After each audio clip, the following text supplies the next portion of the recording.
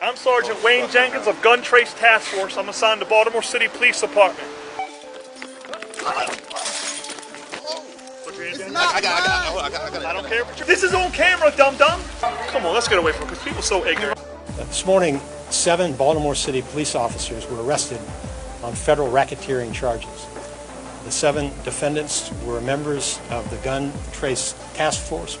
I'm Sergeant Wayne Jenkins of the Gun Trace Task Force. I'm Sergeant Wayne Jenkins of the Gun Trace Task Force. Sergeant Wayne Jenkins of Gun Trace Task Force. The ringleader of this group was Sergeant Wayne Jenkins, a 13-year veteran of the police department. Jenkins grew up in Middle River, the youngest of 5 children. He graduated from Eastern Technical High School and went on to join the Marines. In 2003, he joined the Baltimore Police Department.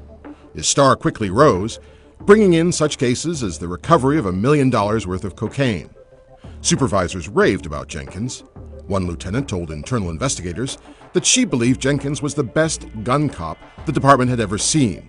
During the Freddie Gray uprising, Jenkins burnished his credentials by commandeering a state prison system van through a crowd to pick up injured officers at Mondawmin Mall to take them to the hospital. But Wayne Jenkins had been also skating close to the edge for years. He had been sued at least 4 times and come under scrutiny from city prosecutors. What few knew was that he had been robbing people and stealing drugs from those he encountered.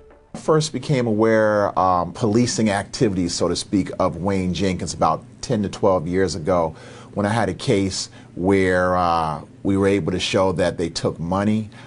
They broke into my client's wife's house, and they wrote in the statement of facts things that weren't true. I've probably had between 30 to 50 cases over the past 10 to 12 years with Sergeant Wayne Jenkins. So they would stop an individual very often on the street. They would say that they found something in the car, and they would use that as an opportunity to find out where the individual lived based on where their driver's license said or a piece of paper in the car. Then they would go back to the house and search the house without a search and seizure warrant. And that was what Wayne Jenkins did time and time again, almost every case I had. You usually wear your seatbelt? Yeah. Is there a reason you didn't have it on today? I have my seatbelt on. Sir, do you wear your seatbelt? Yeah. You don't have your seatbelt on. Why don't you have a seatbelt on? The Gun Trace Task Force aggressively used seatbelt violations to initiate a stop, even at a gas station. Do you usually wear your seatbelt? I wear my seatbelt every day. I just got hit the car. Y'all pulled me out. I got you, but you pulled out of pumps, correct? No, sir, I was getting paid. So if they came up to do the seatbelt violation, you have to give the seatbelt ticket, and then if you smell the odor of marijuana, how it's supposed to go is, oh, we smell marijuana.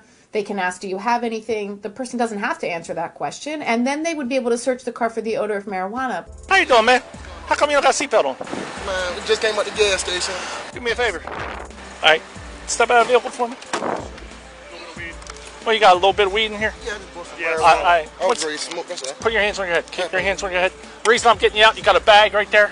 Yes, sir. Below your feet, we just recovered a gun from a bag, just like that in between. Sir, you said you do have some weed in the vehicle. Where's the weed at? Yes, right there, sir. You're shaking really bad, man. What's in the bag?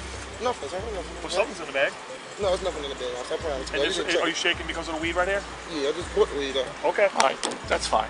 That's fine. We ain't worried about no weed. At all? No. I appreciate that. But they're continuing to say we don't care about the marijuana, so they just want carte blanche to search the car, and that's not how it's supposed to work. You can't just say, I smell weed, but I don't care about weed. I see a black bag. An hour ago, I arrested somebody with a black bag. No, I mean, you can see on its face they're just stopping a car full of black people because they want to search it. One man, DeAndre Adams, recalled being stopped by the officers and speaking up about his rights. They walked up and they told me to get out my car. And I was like, why do I have to get out my car? So you didn't even ask me for license or registration. They said, well, I pulled you over for a seatbelt violation. And I'm like, a seatbelt violation? So why am I on the outside of my car? Y'all searching my car, though. That's the problem. Y'all ain't got, I didn't authorize nobody to search my Sir. I know we're what you not, we're not say, arguing but with you you. said... We're not arguing it's with fine, you. it's fine. We're not arguing. Go ahead, do what y'all gotta do. All right. How you doing, sir? What's your name? I keep my eyes on my daughter, and can I see what they doing in my car? We got an eye on her. She's fine. I want to see what they doing in my car. I have the right to watch what they doing in my car. And I say, look, I know y'all playing stuff on people all day. I know my right is, if I didn't authorize you to search my car or go in my car, you don't have to.